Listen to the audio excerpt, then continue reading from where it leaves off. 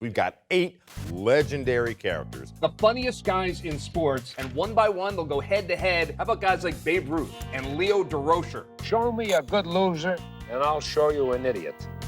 Yogi Berra, Charles Barkley, Shaquille O'Neal, Rob Gronkowski, and you can't forget about Bob Euger, a character. You could poll 100 people as to Bob Euger. What kind of a player was he? 50 of those people are going to say he stunk and he was a disgrace to a uniform. And the other 50 are going to say the guy was garbage. So you have 2 different sets of people. Hey, welcome to Greatest Sports Legends, Then and Now. The theme of today's show, greatest characters in sports. We've got 8 legendary characters. Greg and I are going to go back and forth, little debate, little conversation about who the ultimate winner will be. I'm here to tell you now they're probably going to be my people. Well, here's how it's going to work. We're going to stick those 8 names into a bracket, and one by one, they'll go head-to-head, and we'll knock them off until we have one final winner. How about guys like Babe Ruth and Leo Derosia, Yogi Berra and Bob Euger, Charles Barkley, Shaquille O'Neal, Rob Gronkowski, and you can't forget about Dennis Rodman. No, you can't, not the worm. So, first up, this is going to be good. Babe Ruth versus Rob Gronkowski. Yeah, we're going to call this one the fat man versus the frat man. I like it. We know who the frat guy is because that's Gronk. Everybody loves him. We've seen the antics over the years. A bit of a wild man, some would say. Yeah. But last time I checked, there's only one real wild man in sports, and that's Babe Ruth. Certified wild guy. Love him, but here's the thing about him. There was a time before a game where Babe Ruth could not be found. Mm-hmm. This is not lore. This is truth now. Could not be found. Then manager Joe McCarthy sends in a teammate, Joe Sewell. Go find the Babe. This is how Sewell found him. And sure enough, that's that Babe on his little old stool over there in front of his locker. He had his cap on, had his sweatshirt on, had his trousers on. If he'd pulled them up, the zipper would have been in the back. And I said to him, I said, hurry up, Babe. I said, the ball game's about to start. He said, oh, Babe, will be out there. And so helped me, the first ball pitched, I forgot who was pitching, but the first ball pitched, he hit it a half a mile over the top of the stands. He hit it clean out of the ballpark. He didn't hit in the stand. So McCarthy looked around at me and he says, what are you going to do with a son of a gun like that? We know he would stay out all night long. He'd show up to games drunk. Mm-hmm. He'd eat hot dogs by the truckload, sending homers after staggering to the plate drunk. Yeah. And here's the best part about it. This was not for social media. This is the real deal. Babe Ruth was not doing this for public performance. This was who he was. Yeah, I think that's the biggest part of all of this is that Babe Ruth was this guy. And he was able to perform at a very high level, at the highest level, even when he was a little bit incapacitated. He really, truly was a great character. Not doing it for the cameras. It was just the way he was brought up. That said, let's give Gronk his due, because Gronk also very much a character. How about this? I happened to get my hands on one of his bar bills, him and his friends, out one night. How about $100,000 they dropped in one night? Not talking about food either, Wes. $100,000 on alcohol alone, except for the $8 they spent on the grapefruit juice. That's the kind of guy that Rob Gronkowski is, and he was rolling through life, and he's doing it just fine. I can cover the grapefruit juice. You're a good man. Not the tip, just the grapefruit juice. But we have to make a decision on who's the ultimate winner for this round. Who will it be? Ultimately, if it's the Babe or Gronk, I think we got to give it to Babe. Gotta go with the Babe. Like, there's nobody else that gets away with that kind of stuff. Imagine somebody today trying to be Babe Ruth. No, sir, no deal. Let's move on. 2 more great legends with characters and personality. Leo Derosia and Shaq. Most people nowadays know about Shaq. Let's give some context to Leo here, okay? 5 decades in baseball. Got suspended a year for hanging out with gangsters. And had a great credo, too. Yeah. Check it out for yourself. This is Leo's credo. Show me a good loser, and I'll show you an idiot. Cantankerous. That's the word that I would use to describe him. In fact, he got on most people's nerves. How about this? He got thrown out 95 times as a manager in baseball. 95 times, Wes. Even do that. Most people did not like Leo, and he didn't care one iota. He got thrown out of school. That started early, didn't it? That started early. I don't know, I did something, Paul. I don't know what it was. Science teacher. He did some. Remember in the olden days, they had these big, tall windows, and they had a big, long pole with a little hook on the end of it where you could open the window. And I don't know, he did something to me, and he brought me up to, made me sit up front in the front seat, and I had about this much room in my knees. And he was a cranky old guy anyway, and he did something to me, and he finally leaned over because I wasn't sitting correctly or something, and he slapped me. And I went in the back of the room, got the pole, and hit him over the head with it. Broke the pole in half, and that was it. They suspended me, and I never went back.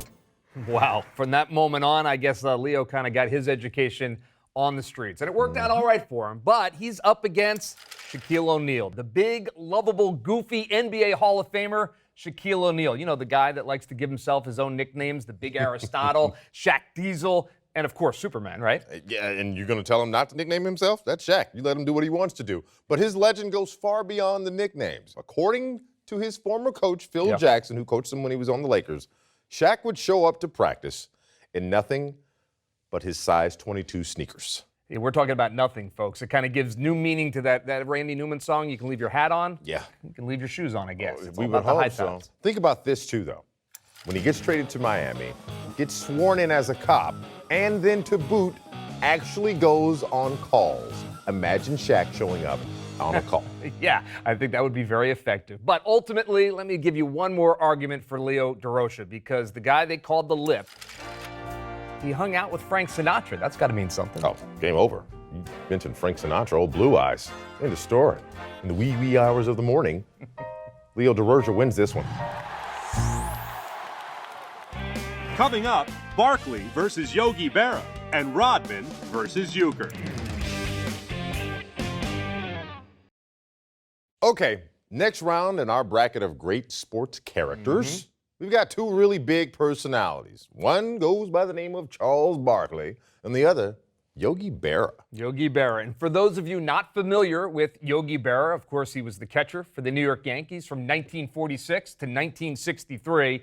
He's a three-time American League MVP and, of course, a Hall of Famer. And Wes, perhaps better known for what he said than what he did on the field. Here's a list of some of our all-time favorite Yogiisms. Some of these are part of our pop culture today. Here's one. When you come to a fork in the road, take it. You can observe a lot just by watching. It ain't over till it's over. It's like deja vu all over again. Like math? Baseball is 90% mental. The other half is physical. I got some math for you. How about a nickel ain't worth a dime anymore? All right, final one. So I'm ugly. I never saw anyone hit with this face. Well, squaring off against Yogi Berra is the round mound of rebound. Yes, that delightfully authentic Hall of Fame basketball player. You know him as Charles Barkley. And where do we start with Sir Charles? We start at the beginning of his NBA career where Chuck put on 20 pounds in a 2-day stretch just to make sure the 76ers wouldn't draft him. And they did it anyway. You got to love him for that. You certainly do. You remember the time he was trying to deal with a heckler in one of the NBA stadiums and, well, he spit and hit an 8-year-old girl. Not his finest moment. Well, dealing with people, you know, and heckling him. He was down in a bar in Houston when he played for the Rockets. A guy was heckling him, threw a cup of ice at him. Chuck threw him out of a window. That guy had it coming, if you ask me. You know what? You and I agree completely on that one. But I will say this for Chuck. You talk about like that living, you know, a cat has 9 lives. Chuck's got at least to have 12 because he's turned his post-NBA career into something phenomenal to be appreciated, being one of the best analysts in the league. Yeah, he is one of those guys that can be brutally honest with everybody, and everyone still feels good about it when it's all said and done. That is the gift of Charles Barkley. He is special. So, what do you say? Yogi Berra, Sir Charles? Oh, this is difficult. I love Yogiisms. All of those statements, they're still with us to this day, but Charles Barkley is a waterfall of entertainment that I am just continued to be watching. Charles Barkley. Charles it is. Well, that'll bring us to our next competition. It's Dennis Rodman versus Bob Euger. Now, Euchre spent 6 long years in the big leagues as a catcher for a number of different teams. Career batting average, how about 200? Right there on the Mendoza line. And then after he retired, he spent the next couple of decades, well, telling people just how bad of a Major League Baseball player he actually was. He's one of the funniest guys in sports, Bob Euger, a character. His entire act was a masterclass in self-deprecation. Here he is on GSL in 1984, talking to host Jane Kennedy. I'll tell you what's going to happen, Jane. You could get 100 people, okay, and poll 100 people as to Bob Euger. What kind of a player was he? 50 of those people are going to say he stunk and he was a disgrace to a uniform, and the other 50 are going to say the guy was garbage. So you have two different sets of people. It was that kind of humor that made Bob Euger so well liked after he was done playing in his baseball career. But he's up against a big character, Dennis Rodman. Yeah, the worm, all right. We all know Dennis Rodman, tattooed from head to toe, all the million different colors in his hair that he had at the time.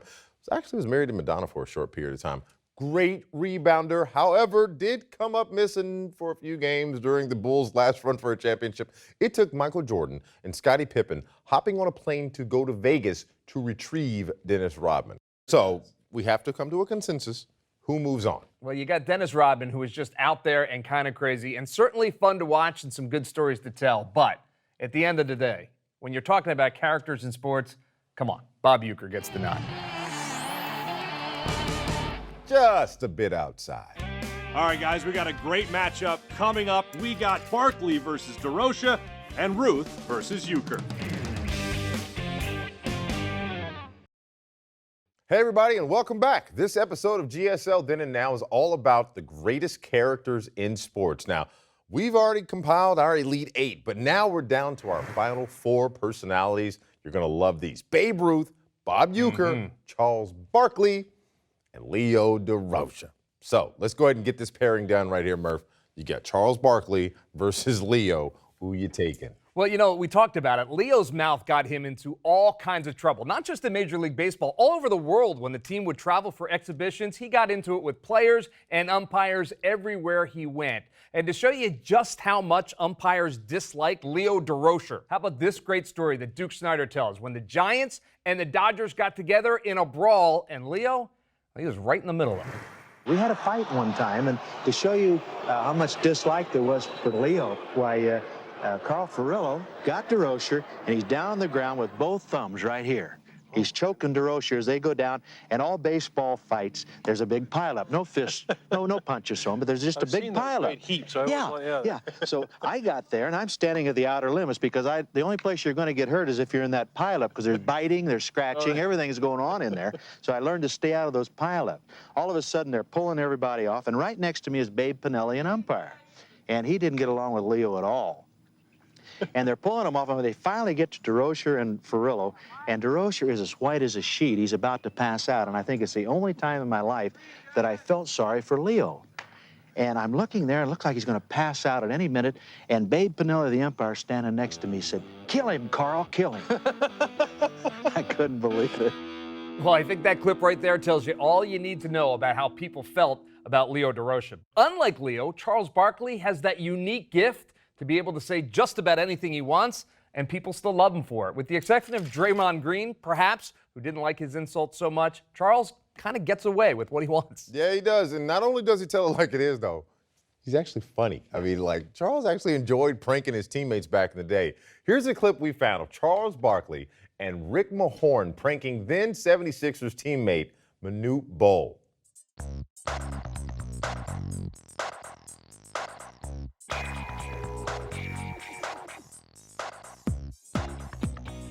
Charles Barkley, this. Little peas and onions. They're right there. Oh, shit. That was Rick Mahorn. Well, I'll tell you what, Wes, I'm getting old because I remember when that prank actually happened. But how do you choose between personalities like Leo and Charles? Different eras, different personalities for sure, but both great characters. Here's how I can make the decision. One's cantankerous, and the other has its moods and moments and is extremely entertaining. I'm probably going to have to lean towards Charles on this one. I just can't help it. All right, I'm not going to argue. Charles moves on to the finals, and his opponent will be one of these guys, either Babe Ruth or Bob Euger. Ooh, the king versus the comic. Think about it like this. Babe Ruth wasn't necessarily known as a funny guy. As a matter of fact, when he was young, they gave him that dreaded label, incorrigible. I don't even think we even use that word anymore. But they sent him to reform school, and he carried some of those traits into the major leagues as an adult, as author Roger Kahn told GSL back in 1983. When Miller Huggins, who was a small man, perhaps 5'4", who was managing the Yankees, tried to discipline Ruth on a train in the days when ball clubs traveled by train, Ruth responded to the discipline by walking to the caboose, dragging Miller along with him, and holding Miller at arm's length off the back edge of a speeding train. When Miller recovered his poise and his nerve, he fined Ruth $5,000. There's some question as to whether that was ever collected by the Yankees. But discipline Ruth and you get held off a speeding train. He knew who he was. He knew that he was Babe Ruth. He knew he put the people in the park. He knew that he was the emperor of American baseball. All right, I don't think Bob Euger has one of those stories in his repertoire, but you're talking about a guy who didn't compete with the great players of his era, but he certainly did entertain them. Yeah. Just listen to Hank Aaron, who he played with in Milwaukee. He went to put his uniform on. He put his jock strap, first of all. You put your jock strap on. And I was kind of looking at him because he was about 2 stalls down from me. And instead of putting his jock strap on, he put his uniform on, and he took his jock strap and hung it around his neck.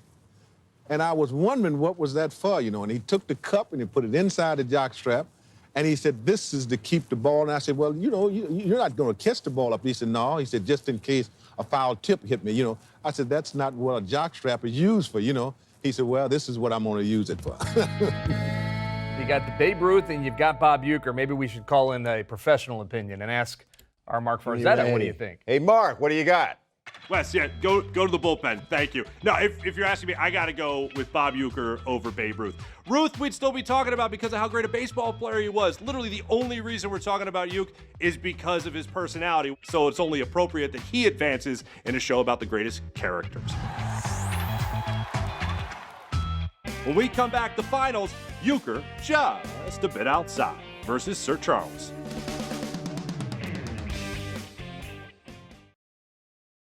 Well, we've arrived, Wes, at the final 2 of our Elite 8 of best characters in sports. We've got Charles Barkley versus Bob Euger, 2 guys whose personalities kept them wildly popular way after their playing career was over. And both in the Hall of Fames for their respective sports. Charles Barkley, obviously for hoops. Bob Euchre's in the Hall of Fame for using his mouth as a broadcaster and a comedian. Don't forget, those Miller Lite commercials were hilarious, and I loved him on Mr. Belvedere. Absolutely. That dry sense of humor really endeared him to fans all over the sports world. And here he was talking about his contributions to the St. Louis Cardinals pennant back in 1965.